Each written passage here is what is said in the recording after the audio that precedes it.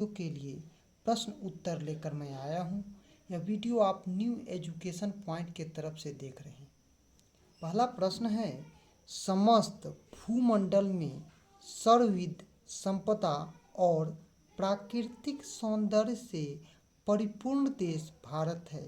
लेखक ने ऐसा क्यों कहा है? तो मैक्स मुलर जब भारत की भूमि पर आया तो उसको यहाँ की धरती को स्वर्ग जैसा अनुभव हुआ।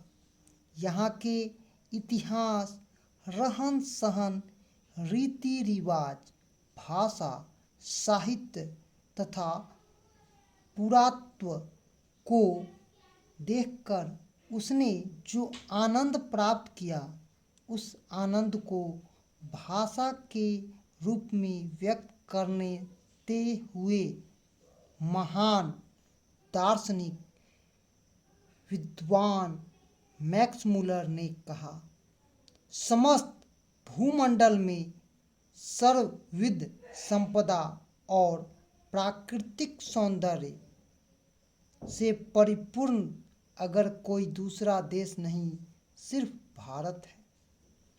दूसरा प्रश्न है, लेखक की दृष्टि में सच्चे भारत के दर्शन कहाँ हो सकते हैं और क्यों?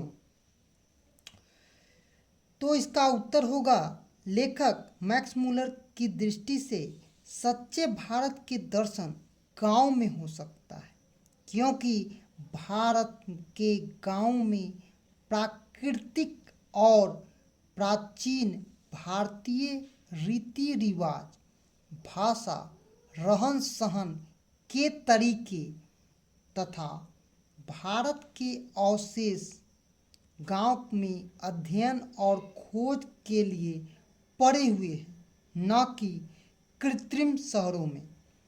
तीसरा प्रश्न है, भारत को पहचान सकने वाली दृष्टि की आवश्यकता किनके लिए वांछनीय है और क्यों है?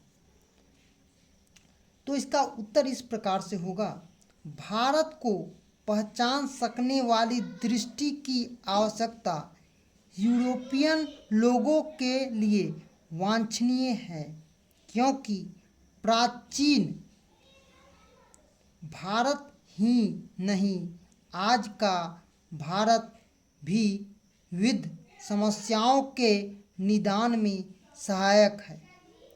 चौथा प्रश्न है, लेखक ने किन विशेष क्षेत्रों में अभिरुचि रखने वालों के लिए भारत का प्रत्यक्ष ज्ञान आवश्यक बताया है?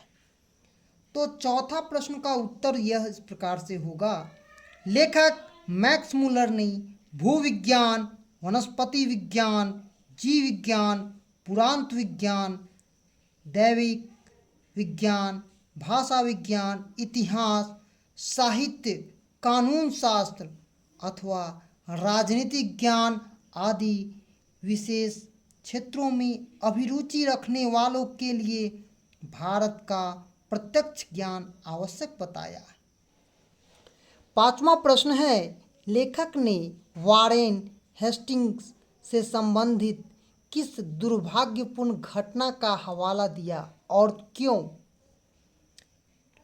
इसका उत्तर होगा, लेखक मैक्स मुलर ने अपने आलेख में वारेन हेस्टिंग्स से संबंधित उस दुर्भाग्यपूर्ण घटना का हवाला दिया जिससे वाराणसी के पास से उसे 172 दारिस नामक सोने का सिक्का प्राप्त हुआ, जिस सिक्के को वारेन हेस्टिंग ने ईस्ट इंडिया कंपनी के पास इसलिए भिजवा दिया कि दुर्लभ प्राचीन यह सिक्का सर्वोत्तम वस्तु में गिना जाएगा, लेकिन उन सिक्कों को ईस्ट इंडिया कंपनी के निदेशक सामान्य सोने का सिक्का मानकर गलवा दिया।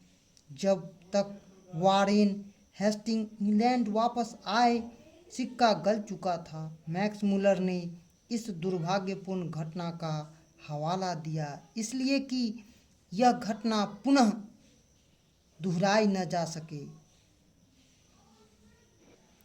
छठा प्रश्न है, लेखक ने नीति कथाओं के क्षेत्र में किस तरह भारतीय अवदान को रेखाकृत किया है? लेखक ने नीति कथाओं के क्षेत्र में भारतीय अवदान को रेखाकृत करते हुए नीति कथाओं के अध्ययन क्षेत्र में भी भारत के कारण नवजीवन का संचार हो चुका है। क्यों? भारत के कारण ही समय समय पर नानाविध साधनों और मार्गों के द्वारा अनेक नीति कथाएं पूर्व से पश्चिम की ओर संचारित हुई थी। 7वां प्रश्न है आपका, भारत के साथ यूरोप के व्यापारिक संबंध के प्राचीन प्रमाण लेखक ने क्या दिखाए हैं? तो इसका उत्तर होगा, भारत के साथ यूरोप के व्यापारी संबंध के प्राचीन प्रमाण लेखक ने बाइबल को दिखाते हुए कहा कि संस्कृत शब्द के आधार पर मैं इस निष्कर्ष पर पहुंचता हूं कि हाथी दांत, बंदर, मोर और चंदन आदि जिन वस्तुओं का व्यापार यूरोप में होता था वह केवल भारत से ही निर्यात संभव है, जिसके निर्यात की बात बाइबल में लिखी गई है। शाहनामा के रचना काल 10वीं-11वीं सदी में भी यूरोप भारत का व्यापारिक संबंध था, जो शाहनामा के अध्ययन से जानकारी के रूप में प्राप्त होती है। 8वां प्रश्न है, भारत की ग्राम पंचायतों को किस अर्थ में और किसके लिए लेखक ने महत्वपूर्ण बताया, स्पष्ट करें। तो 8वां प्रश्न का उत्तर है, भारत की ग्राम पंचायतों का अध्ययन सरल राजनीतिक इकाइयों के निर्माण और विकास से संबंध, प्राचीन युग के कानून के पुराण रूपों के बारे में जो अनुसंधान हुए हैं उसके महत्व और वैश्विकता की परख सकने के अर्थ में राजनीतिज्ञों के लिए महत्वपूर्ण बतलाया है। 9वां प्रश्न है, धर्म की दृष्टि से भारत का क्या महत्व है? तो धर्म की दृष्टि से भारत का महत्व बताते हुए लेखक ने कहा है, धर्म का वास्तविक उद्भव उसके प्राकृतिक विकास अथवा क्षयमान रूप का प्रत्यक्ष परिचय भारत में ही मिलता है। भारत ब्राह्मण धर्म, वैदिक धर्म तथा बौद्ध धर्म की जननी है और पारसी धर्म की शरण स्थली के रूप में जाना जाता है। 10वां प्रश्न है, भारत किस तरह अतीत और सुदूर भविष्य को जोड़ता है, स्पष्ट करना है। तो इसका उत्तर है, भारत को जानने की इच्छा रखने वाले लोग जब भारत में अनुसंधान करते हैं तो उनकी जैसी भी समस्या हो, चाहे शिक्षा के क्षेत्र में, कानून बनाने के पक्ष में अथवा शासन पद्धति के पक्ष में, उस समय का हल खोजने के लिए भारतीय अतीत का भी यहाँ अध्ययन तथा समस्या भी हल हो जाता है जो भविष्य के लिए उपयुक्त है। अतः भारत अतीत और सुदूर भविष्य को जोड़ने का काम करता है। 11वां प्रश्न है, मैक्स मुलर ने संस्कृत की कौन सी विशेषता और महत्व बतलाए? तो मैक्स मुलर ने संस्कृत की विशेषता में पहली विशेषता इस भाषा को प्राचीन भाषा जिसका काल विश्व के अन्य भाषा से पूर्व का काल है। दूसरा, आज के संस्कृत में प्राचीनता का महत्व भली भांति सुरक्षित है। और तीसरा, यह भाषा अन्य भाषा के बारे में जानने का मजबूत आधार भी है। इसके महत्व के पक्ष में कहा जाता है, यह विश्व की अन्य भाषाओं की अग्रज है। जिसका गुण अथवा कुछ समरूपता विश्व के प्रसिद्ध सभी भाषाओं में देखी जाती है। इनके महत्व के प्रतिपादक के रूप में मैक्स मूलर ने संस्कृत को अग्नि बोला, जो कि लैटिन भाषा के इग्नियस तथा लिथुआनियन भाषा के उनिस से बोला जाता है। उसी प्रकार संस्कृत में चूहा को मूसक, संस्कृत में ग्रीक भाषा में मूस और लैटिन में मूसा आदि शब्दों का प्रमाण मिलता है। 12वां प्रश्न है, लेखक वास्तविक इतिहास किसने मानता और क्यों? तो यहाँ पर देखिए, लेखक वास्तविक इतिहास किसे मानता है और क्यों?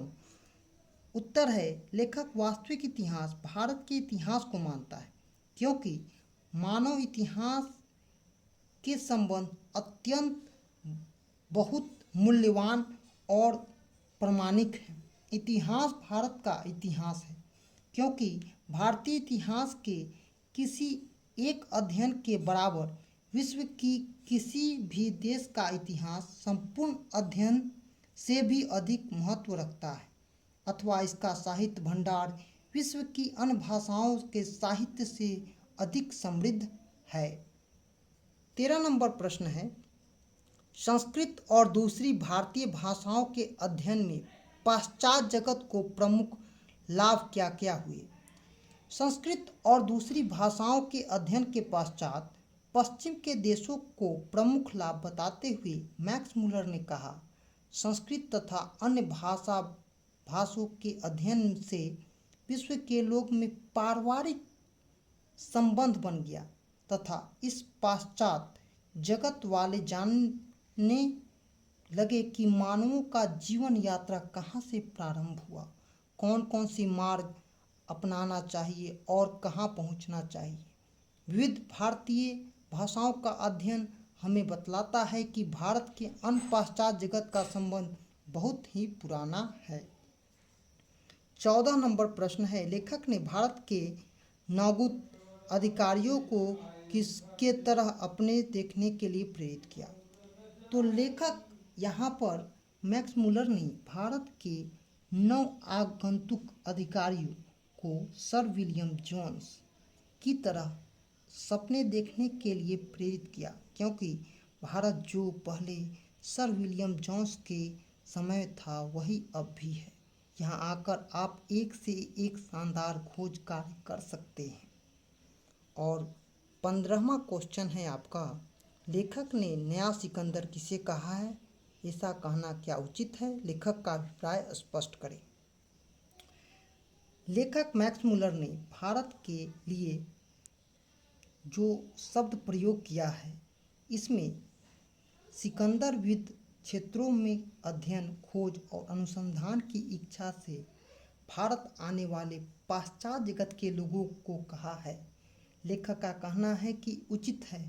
लेखक का सिकंदर कहने का अभिप्राय है कि सिकंदर की तरह आकर आप भारत के संबंध में अनुसंधान तथा आपसी संबंध स्थापित करने के लिए पर्याप्त अवसर मिला सकता है। भारत के सिंधु नदी का मैदान और गंगा की नदी मैदान इसके अध्ययन, अनुसंधान, आपसी संबंध स्थापित करने के लिए पर्याप्त है। यह वीडियो आप न्यू एजुकेशन पॉइंट की तरफ से देख रहे थे। भारत से हम क्या सीखें, मैक्स मूलर, ये प्रश्न उत्तर है। अधिक जानकारियों के लिए आप हमारे फेसबुक चैनल को, जो कि न्यू एजुकेशन पॉइंट है, उसको सब्सक्राइब करें और लाइक करें। चैनल को सब्सक्राइब करें। जय हिंद, जय भारत।